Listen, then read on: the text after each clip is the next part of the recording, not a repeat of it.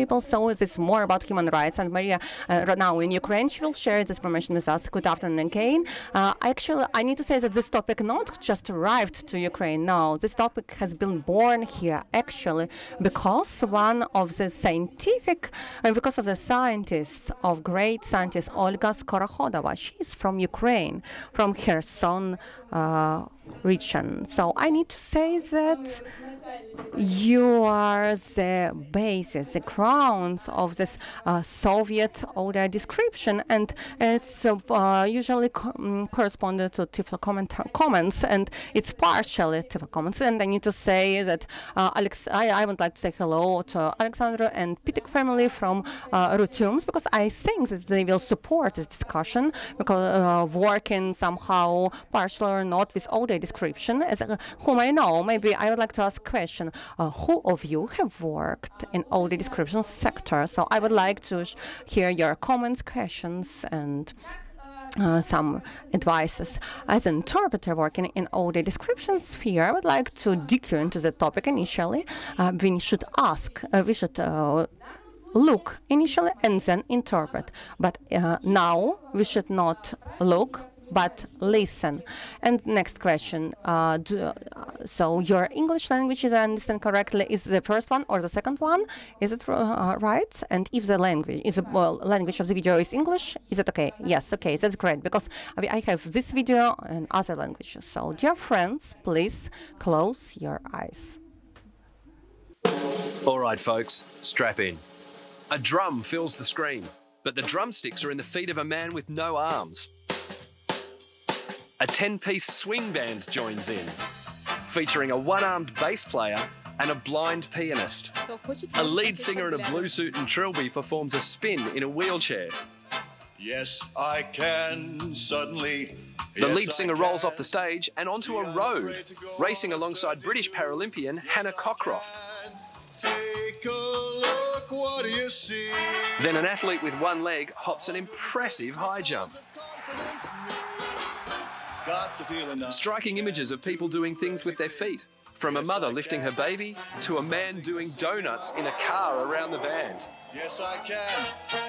A series of wheelchair users, from ballroom dancers to wheelchair rugby players who collide. Ouch! The singer rolls into a black and white scene, complete with graceful amputee tap dancers, a pianist with partially formed arms, tap dancing prosthetic legs, and a chorus line of girls elegantly displaying their stumps. The singer dons a crash helmet and smashes through the set wall. A starter's pistol, Paralympic swimmers racing, then Blade Runner Richard Whitehead sprinting on a track. A rock band appears in the middle of a wheelchair basketball game. A guitarist with one hand rocks out, while the lead guitarist plays a solo with his feet. A blind footballer lifts a finger to his lips. Blind footballers score a goal. Back of the net. Yes, I can. A series of people shout, "Yes, I can," while showing their abilities, including Paralympic swimmer Ellie Simmons, Paralympic sprinter Libby Clegg, a Paralympic shot putter and cyclist, wheelchair multi-Paralympian David Weir, a pilot with no arms, a gymnast with one hand, a graduate with Down syndrome, a ballerina with a prosthetic leg, 3 Paralympic powerlifters, a deaf signer, and a breakdancer. Phew, did you get all that? A careers advisor talks to a boy in a wheelchair. No, you can't. Yes, I can! The boy is now a Paralympics GB wheelchair rugby player and crashes into an opponent. A rock climber with one arm missing below the elbow. Martial artists kicking ass. Then heartwarming footage of children using prosthetic limbs at home and at school. The band plays at the top of a mega ramp in a stadium as a man in a wheelchair performs a death-defying stunt. And a man with partially formed arms brushes his teeth. We're the Superhumans. Rio 2016 Paralympics, Channel 4. So please pay attention. I think this is one of the just genius video rolics of 2016 focused on Paralympic Games, and you could pay attention to one of the several aspects, several peculiarities. Maybe you have defined that audio description was not all the time during this video, but maybe there was just simple language used, maybe any other peculiar features that you defined. As to your expression, did you understand something closing your eyes? So you have heard sounds. In general, when you closed your eyes, you understood what happened in video. If we just simplify audio description term is sound and verbal and sometimes written description of the things happening in audio and visual work, and it could be different images or different scenes between which there is some special connection, or it could be some description of the picture painting or description of works in museum, and you could hear it about through audio guides. We could discuss today some things from the histories, we could discuss definitions, and I will share this information on rules and examples. I will tell you how to start with audio description, what to read, where to go to be just trained, to study, where to go and not to go. And we will also discuss some tasks that could be done during or after the conference, and you could just perform these tasks and send it to me, and we will provide with you with feedback. So as to the definitions, why we say definitions? So let's go on. I think that every one of you experienced a situation. For example, you are at home, your family members are also at home, you stay in the kitchen and your relatives are in the other room. You can hear some dialects, and then once upon a time something happens and you cannot see what, and you shout from the kitchen to the room, please tell me what's happening. So every one of us has tried audio description. Well, whatever. So my presentation contains only pictures and some extracts from some laws. So the need in audio description, because before we came up with the first beautiful term and the second beautiful term, has always been in place, because there have always been people born blind or losing their sight over the course of time. Well, thank you very much for restoring the slides. So we can say that audio description is something like in prehistoric times they were shouting, oh, take care, there is a tiger over there, so beware of it.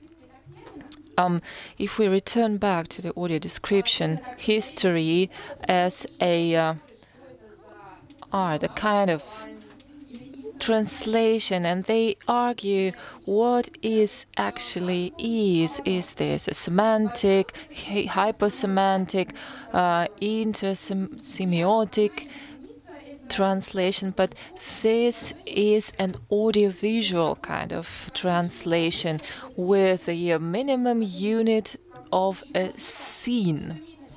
So this is something that has an internal logic, the end and the beginning, and there is some certain target audience. So those are persons with visual impairments or blind persons. What is actually the goal? To convey the message. And why is it actually translation? We actually describe what we can see, as the Aken says. So he is singing about what he can see, without interpreting what we can see. We have the task to describe what is going on, the shape of the face, the color of the eyes, a gesture, so the person can hear somebody making some gesture. For example, if you click your fingers and you cannot see this gesture, you maybe cannot understand that this was the clicking of the finger. Or maybe if some characters in the film laugh, you would like to know why they are laughing. So this is the first definition. And we need to let the impaired people know what they cannot understand without our help. And another term, well, Typhlo commenting. It is a borrowing from the Greek. Typhlos is the word for blind. So there is a difference by the Weinstein. So they state that the difference between the audio description here, but in fact we cannot experience any difference. But coming back to the most interesting thing, why there is no difference. We may be interested in remembering some legislative acts. I took an example of the Russian legislation. What is an audiovisual work? This is a work of fixed series that are interconnected, having visual content combined with sounds and so what does this definition not cover? Is, for example, a picture, so a painting in the museum. This is not an audiovisual work, but you can describe it as well. So let's skip one slide. Another thing that we need to bear in mind, speaking about audio description, if we speak about video show reels and if we put aside the picture. So there are at minimum 3 authors of this work: the director, the scenario author, and the composer. So we pay attention to this, making the audio description. So we pay attention at the music. Can I interrupt this music by my comment, maybe? So what do they show me?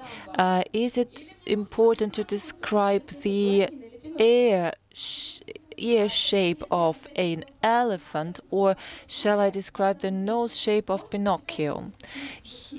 We also can read a couple of books for scenaries, or maybe see a couple of films, and then you realize why we were shown exactly this thing and why we should see this specific thing for understanding the whole scene.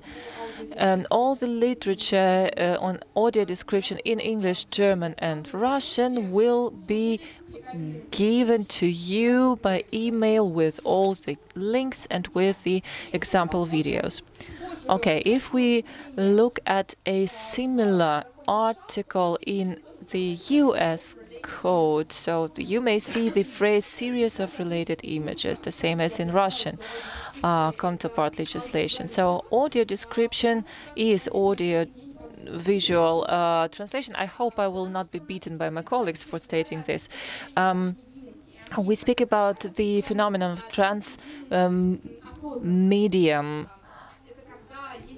mediumship. If you have, for example, the universe of Marvel or the universe of Doctor Who, there is a series, and simultaneously something emerges like a merge or a theater performance, and this is another contribution to the whole universe, and this is the way you get this transmediumship phenomenon. We used to speak about intertextuality, when you have a link in one text to another. If you excuse me. Let's imagine a situation: you read the saga on King Arthur and then you watch a film of King Arthur. This is not a universe. If we speak about the transmedium universe, there are some elements to it. Okay, coming back to the history. If you remember, it was 1919 when sound cinema arrived. Silent movies emerged together with Lumiere's brothers. Well, anyways, it was in late 19th century. In the cinemas, you could see the short description of what is going on. So somebody's falling down or somebody's crying. So anyway, it's obvious, but they use this short version of audio description. If we remember the history when they needed, so our prehistoric relatives needed to describe the moments or any other dangerous animals, we will arrive to conclusion that scientists were also interested in this phenomenon, audiovisual and description. So they, some of them were also losing their sight, and in 1971, Gregory Fraser was whispering into the ear of his girlfriend what was going on in High Noon film. This was in 1952.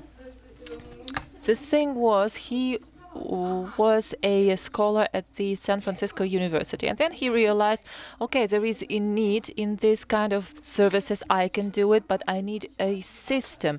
And a step-by-step audio description school started developing in San Francisco. Parallel to that, there was a magnificent woman, Olga Ivanovna Skorohodova. She wrote a book in 1947, how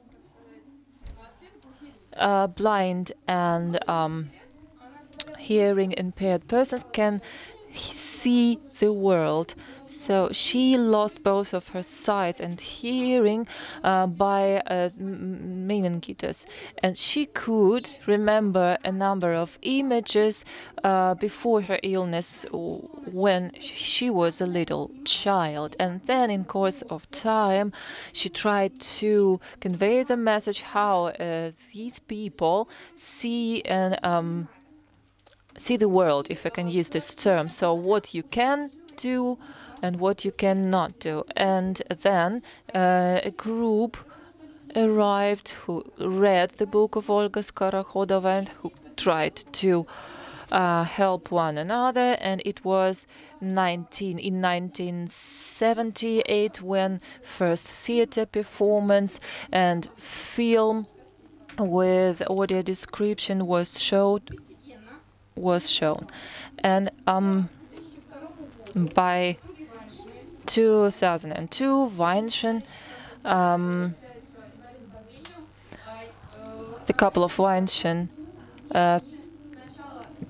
founded the UTICamp Institute when they introduced the terms of audio description, and later they described the rules how they must conduct audio description. So you can be enrolled in this course and learn audio description. There used to be some discussions about the terms, but I keep saying, okay, we have only one task and we must convey the message. We must stick to the same rules.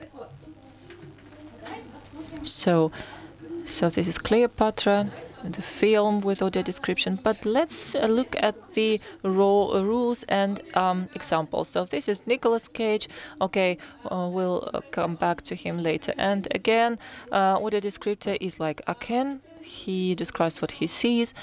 And then, before we come to the next slide and try to figure out what's going on, so let's think what is the face expression of Nicolas Cage. So when you look at this picture. But right now we are going to switch to the rules of audio description. So you have a scene. Before you start audio descripting, you shall see the film at minimum 2 times, because you cannot make audio description without knowing what's going on, because all of a sudden in some thriller or in horror film, one scene can turn a horror into a comedy. So I have some time still. This was not the signal to me, wasn't it? Okay, so you ask yourself a question. Who or what can you see? You try to define his, her, or its age. So you try to define, is it a child, is it an adult, is it a man or woman, is it an old person, is it an animal, do I know this animal, do I have to Google, and does my target audience know the difference between this fish and this fish, or shall I maybe not saying this is a salmon or a coral, but I'd better say this is a fish. And then I shall consider who is my target audience and for whom do I do it. Is it a children's film, an educational film, and so on and so forth. After coming up with this, you shall define the social role of your character. If you can know for sure this is a son of somebody, it is not the grandmother. There is a picture nearby and you can see this person in the picture with his grandmother. Then you shall state it. Then the appearance. So we already spoke about the ears and noses. Then what is going on? The actions. So what does the character do? Does he or she walk? We can hear somebody walk, but we do not always know who is walking, our character or somebody else. Then the gestures, the mimic, and everything else. Coming back to Nicolas Cage, maybe we shall say that he has big eyes, he has a very wide open mouth, and all unclear sounds shall be commented on. Well, the situation with a kakadu at UTIC. When you arrive, you can see this sound of parrot making this sound. If I could not, if I weren't able to see this bird, I would be very scared by hearing it. Then, when what's the season? Is it in summer, in winter? Is it by daytime, by nighttime? If you suddenly realize that this is the Crusaders' age, or maybe this is the ancient Rus or the ancient Egypt, you shall say it. Then, where? Location. Is it in the home, in the street? Location. So the person is sitting at the table, is standing at the bar. Geographical location. If we are in Sahara Desert, we shall know that this is the Sahara Desert. You shall make it clear. Then the question how. How shall we do it? The syntax is very clear. So you shall use very short sentences, but with enough number of adjectives. My colleagues say that they can come up with around 20 to 40 synonyms for one verb. So meaning say, if you say the word say, you can use different synonyms like whisper or shout or inform. So we shall avoid tautologies. You shall use very the very minimum of specific words, because you have a time limit. So, for example, there is a landscape in front of you, it's okay, but normally you only have a couple of seconds dialogue, and that's it. We do not use the phrases like we can see or we can see from up above, but we shall not use the words like we can see. It's the same as the consecutive interpreter who cannot do it right, keeps saying he says or she says, so it's not helpful. And you shall pay attention at your target audience. Ivan Barshchevsky has written many articles on the topic how you shall write article for children. Alexei Kozulev also has many works dedicated to the target audience and to your wording. So you shall be using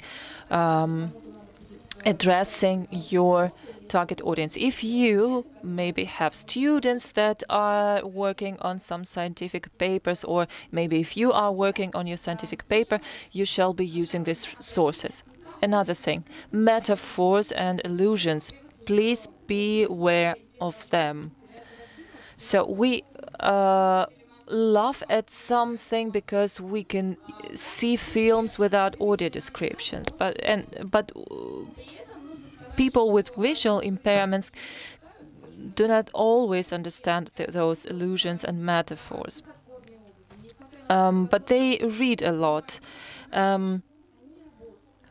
The allusions work with them, but these are different allusions.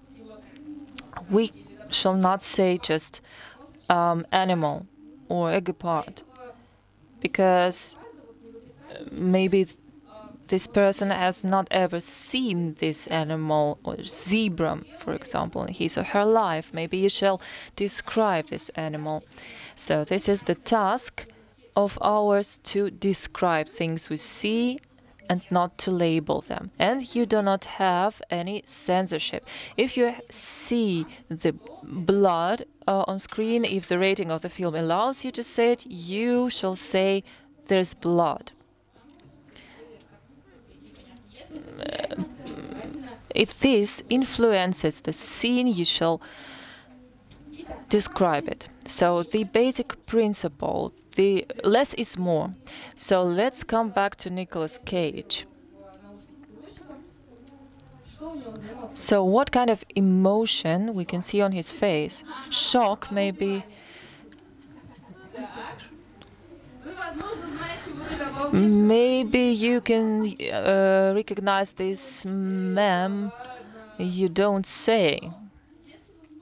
But if you remember that we are not interpreting anything, we're not adding anything, we cannot say that this was this particular emotion.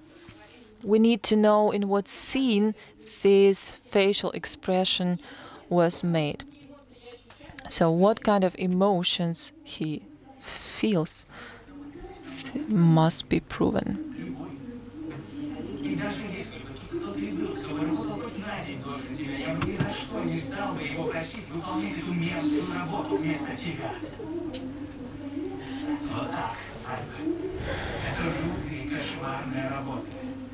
Копаться в пыльных старых контрактах.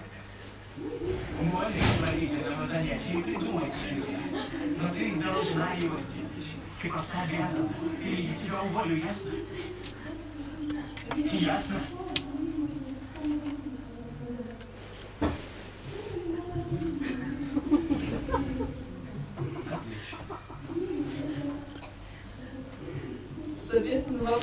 So, was it really a shock? Yeah, what was it? So, the way out is not to say what kind of emotion he's experiencing. We just describe what kind of face expression, eyes expression he was having. So, it was lasting only for a couple of seconds.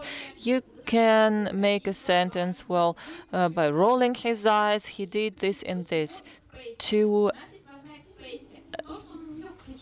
make his expression clear. That he is shouting is obvious. If you can describe her facial expression, then it is super. But beforehand, you must have had the chance to describe her as the character and him as the character. Another interesting thing, shall you describe the logos? How shall you treat the titles? In some style guides, if we speak about Russian companies, about Netflix, for example, you have a style guide. How shall you be treating something you see in the film? So these descriptions are in place. There are some sources I would like to show you. Covered mountain stands majestically against a pink horizon. A row of white stars soars toward the mountain and forms an arch above its peak. Words appear. Paramount, a Paramount Communications company. So what could you hear? Where were the stars moving? They told us there was a mountain peak, and a inscription. But why shall we speak about the color to a blind person? If this person was born blind, again, you can read it at Skorohodova's work that many blind people can see the colors or can experience the colors. So she describes in her book that many blind people can really experience the color, maybe by remembering some smell or some tactical feeling. So there is no sense in letting the description of the color out. And this is my favorite thing. Fantastic scenes and their description. Many of you recognize this great character. No, this is not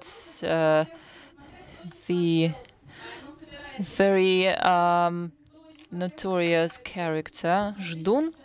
If you fail to see it, you shall see it. Star Wars, The Last Jedi, Luke Skywalker, and It. Starless Siren, silent. So if you are a geek and if you have read about it, you will know for sure how this animal is actually called. We are unprepared. Luke approaches a blubbery creature with a short trunk-like snout as it sits on a rocky bank. Ray stops and eyes the creature with a smile. Luke crouches before it. As he presses one of 4 swollen udders on the creature's underside, shooting a stream of green liquid from its teat into a drink canister, Ray's smile drops. She gawks as Luke takes a swig, letting the liquid dribble down his beard. So a little scene, but how many emotions? What could you see? Let me comment on it. So the emotions of Rabel before and after, because the emotions really changed. The greediness of the act of drinking was also described. The creature was also described. So nobody is speaking about the association with some other creatures. No, with Ždun, for example. No, they say this is the creature. It has these and those peculiarities, and it does this and that, but you can really get specific impression by listening to it. Before we speak about the next section of my presentation, I would like to ask you if you shall have any questions, how audio description shall be done and why, for what reason it actually was delivered. So I have a question. You were mentioning that you should not name some animal, so you shall not call a zebra zebra, and you shall not label anything, anyone. Is zebra actually a label? Do you really think so? Well, maybe I was too fast speaking. If you know that this is a zebra already, for example, you could feel a zebra figure in the childhood, and the next time you hear the word zebra, you can know for sure what this is. But if you are a little child and you are watching a film about zebras, and previously you were only seeing films about cats and dogs, you need to understand what kind of animal this is. This is a big animal resembling a cow, maybe. It has stripes all over the body. And then you say, this is zebra, a big animal with black and white stripes. But if you say some kind of words, for example, if you name some instruments, for example, the flat nose pliers, if your audience doesn't know what this is, they can hardly imagine what you're talking about. But in general, animals that can be seen, zoos can be named because the children can understand what you're talking about. Next question, please. So, as far as I understand, you use some kind of software for audio description. Yes, thank you for your question. I wanted to mention it. Maybe if you use the tour guide not as an interpreter but as a recipient, you have the idea how the devices for audio description look like. If you come to the cinema, you can get these devices at the desk, and then you can listen to the audio description. There are different arts kinds of audio description. There is live streaming audio description. Maybe the speakers or the voicers who made the voiceover for the football matches were the first one to develop this kind of art. Ivan Barchevsky, for example, was commenting the Olympic Games. You may look for the video and listen to him doing it. In Germany, for example, when the carnival arrives, they describe what is going on stage. Let's distract a little bit from the Russian experience. There is an organization, Deutsche Hörfilme, German audio films.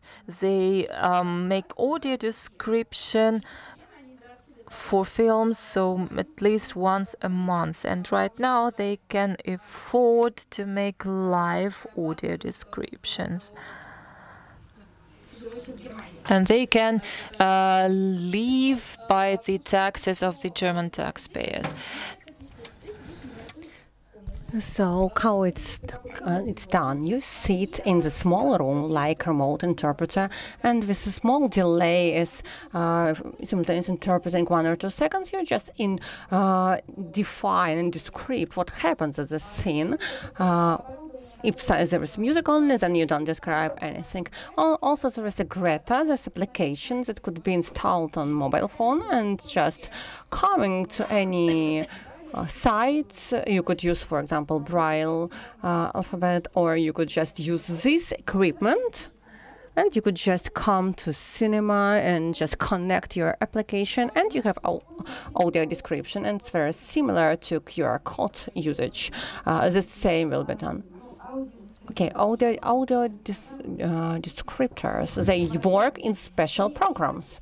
They don't work in Word, actually. Yes, you could do this work in Word, but ideally it should be a team of audio descriptors. This is the audio descriptors. This is a voicer who watched the movie and who knows what it's about, and who could show by the voice what happens actually in the movie. If it's love story, if it's fairy tale, it's just some romantic fluids by the voice and so on. And also consultant should work in this team. Consultant is the person with some disabilities, with eyesight disabilities, and the consultant says, I understand, or yeah, I don't understand this. For example, you should explain these noises, or here it's too quick.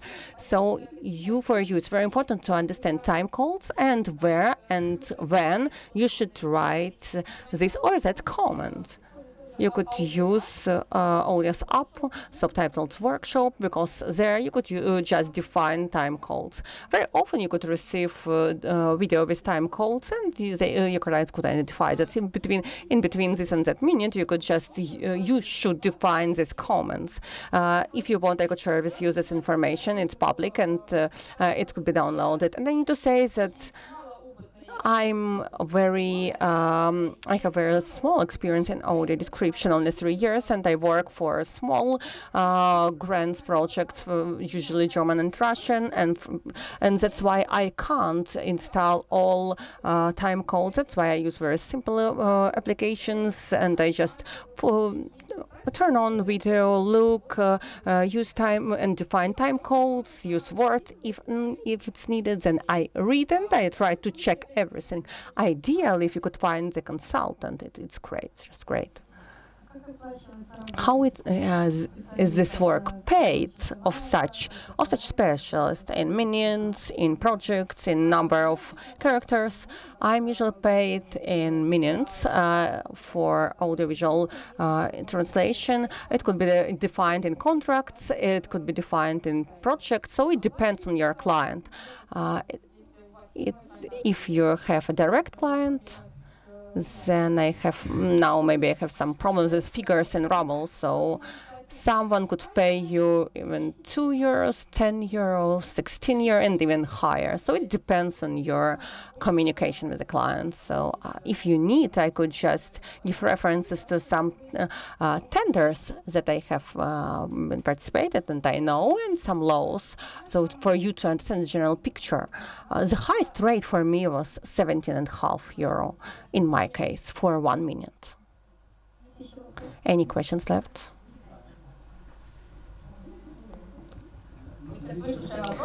So, question, and then after this question, I would like to you, if you have the share a Ukrainian experience in this sphere, because for me, as for many of us, it's just something unknown. So the person that defines this audio description and the voicer, is it the same person or not?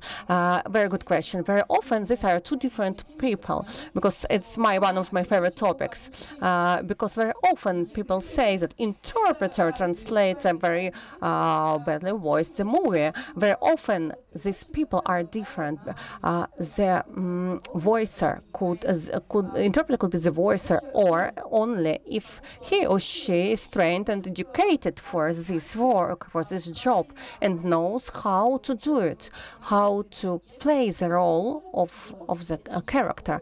If interpreter knows how to do it, it's great. If not, it's better to work with a voicer, because in other way we will receive the final product that it's not likable by all the people. If you have two people, you could do it, but I could say that any interpreter could become a voicer if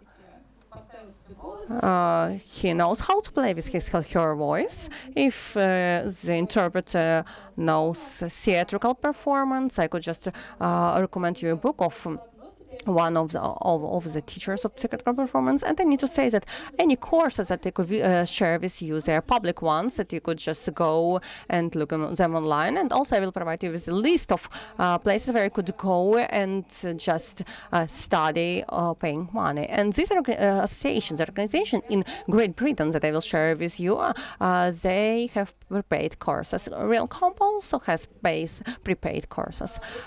Films provides free of charge and online prepaid master classes. So if you would like, you could look through different documents, information, you could read it, and yes, we can. So that's what I wanted to say. And with this wording, I want to finish my presentation. And I could say that all this question could do any person in order to practice. We have great St. Petersburg, and now it's the all-Russian project Describe Me. There you could describe video clips, paintings, any other works, but on volunteering base. For practice, it's great because you receive feedback from those who have experience, and if you have some drawbacks in your work, you will be told. Then we'll have such project, a special news. It's a Russian project. I will share with you reference there. It's a portal platform with a lot of information and articles on the topic of audio description all over the world about new events. On the next slide, there are free of charge webinars, so you could find a link to Ivan Barshchevsky website. I'm very sorry that I mentioned these names, but for me, Ivan Barshchevsky is just a leader, is a high person, because he has not only created the course itself, but also he just collected different information and knowledge. And this collection has no, the first one, there was no previous collection at all. Maybe on UTIC you could find something similar. And one of my favorite sites is Association, American Association of the Blind. You could find there information about Joel Schneider, and he's American, and he just wrote a true pioneer in the audio description field. He wrote a book, and he's the president of this association, of this project. And he explains in detail what we are doing, what to do in this situation.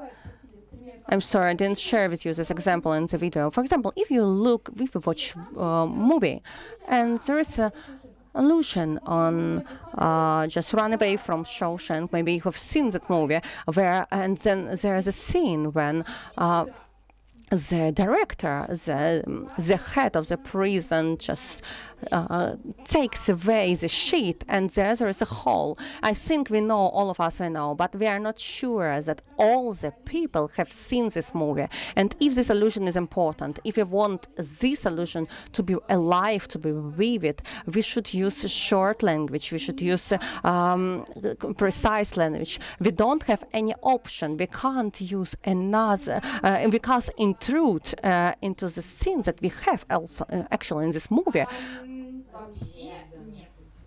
I don't hear the question. You could explain what happens in the movie, but whether there's this metaphor or not, the person should understand, him or herself. When you hear or look or listen or watch, just you could understand some visual metaphor, you could understand or not. So in order to understand, you should look at it. So the person that receives audio description, this person should just imagine by sight what happens in the scene.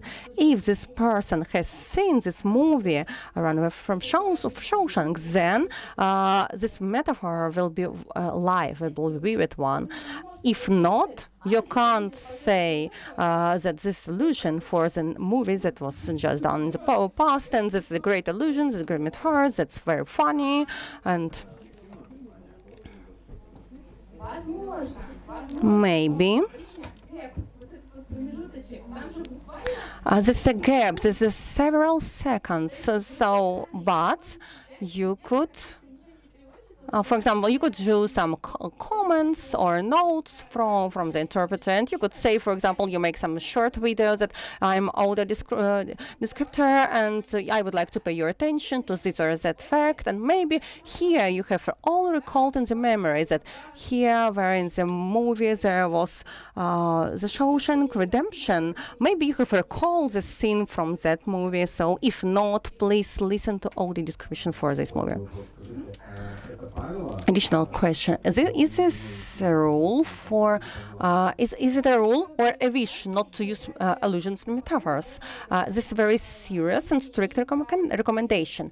We can't use interpret. We can use only words. We akin, because it's a pity for me also, because I have seen it, I have understood it, but I can't share my own experience. Any other questions left?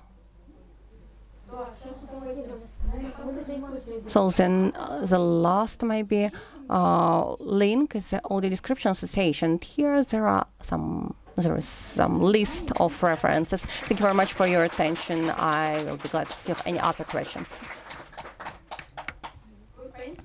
About Ukrainian experience also, I would like to listen, and if you have tried, if you have been done, if you have interpreted, and I'm ready to answer any other questions left, because we have a lot of articles on history of audio description. Thank you very much, Mariia, for such an interesting topic. But we have told initially about Anatoly and Marina that they didn't hear about it. They don't have experience. Now, I have said that we are interpreters, we are not audio descriptors.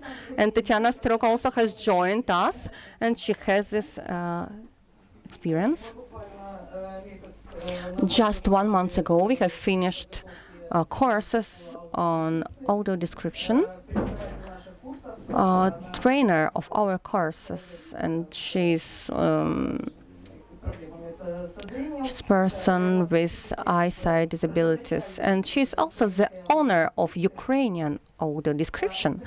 And I agree with Mariia that any person could do it.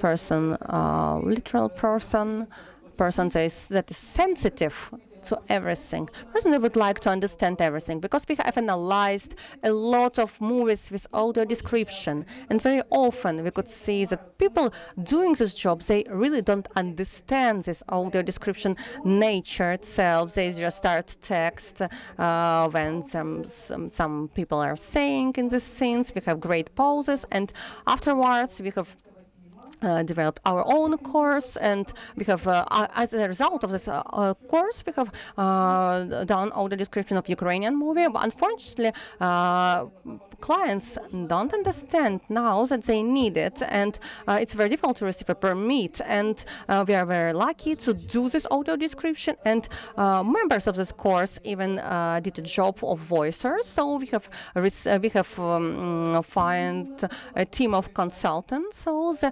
consultants listen to it. We have had this exam, checking the work. We have really dessert here. We don't know, they don't.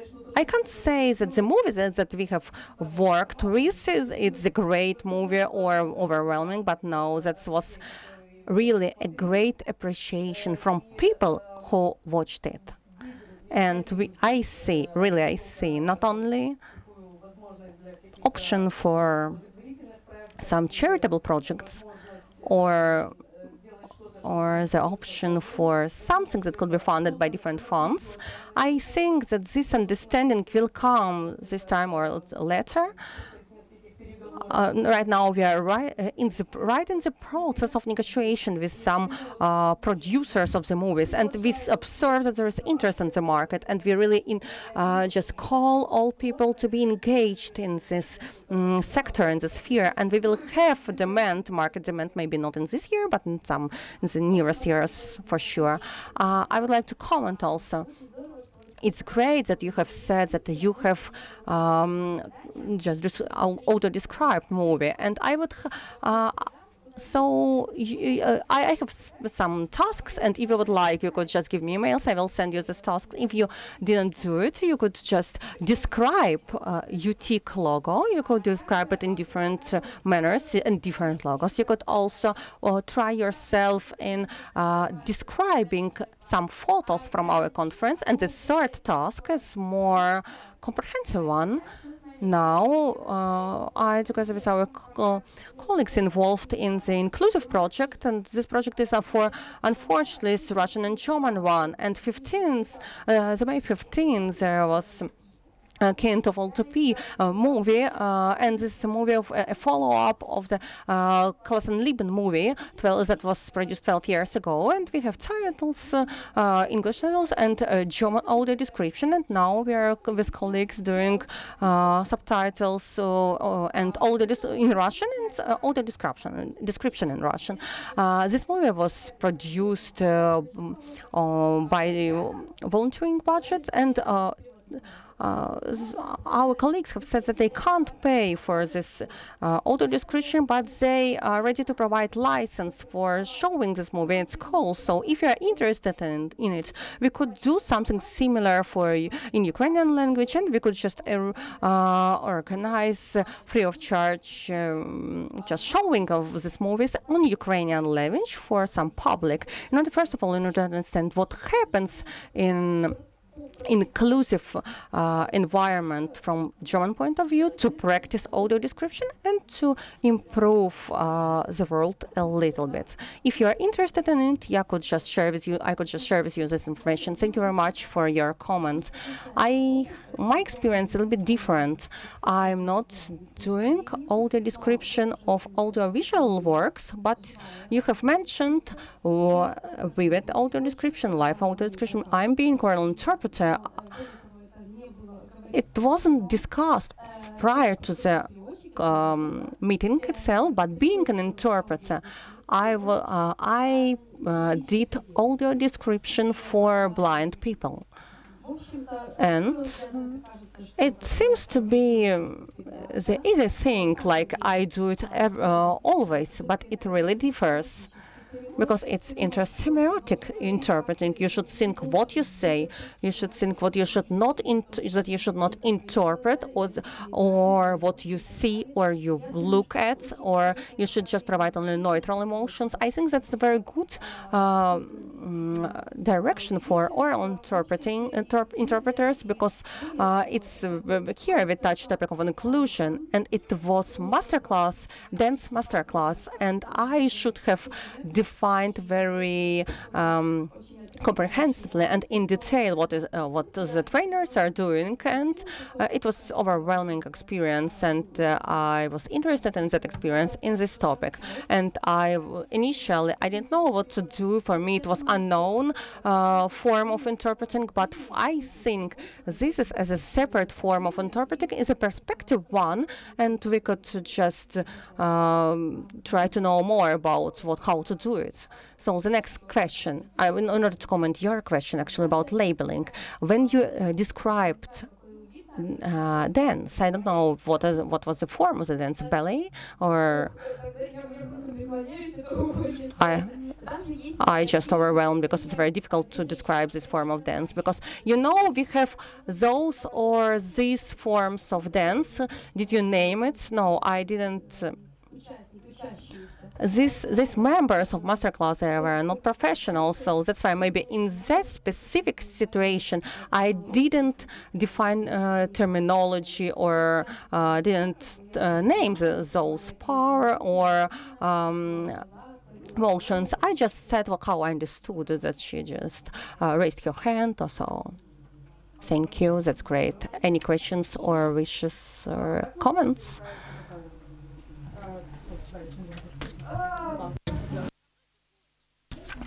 Everything is very difficult for me. The question was how I find those on these clients. I'm not always working in the standard one, and I started working as interpreter from 1998, and I worked in the fund, and we have projects, comprehensive projects. Usually we have workshops. The workshops, some videos were produced for these workshops, or some information has been produced for these workshops, and our team has been doing the whole work for this project. It relates to the fund, and also Google is always the means for me to use it, Netflix, web films, and other means, and you could write to them. Those companies working in the sphere of audiovisual interpreting, and because it's a new approach, there are just a few specialists in this sphere, and if you just show yourself, it's great. And also just I have always three components: previous clients, clients that I just find in conferences, or I just find about them and they would like to get friends with them, and Googling. If there are some job vacancies, I could find them and write them. Thank you, Mariia.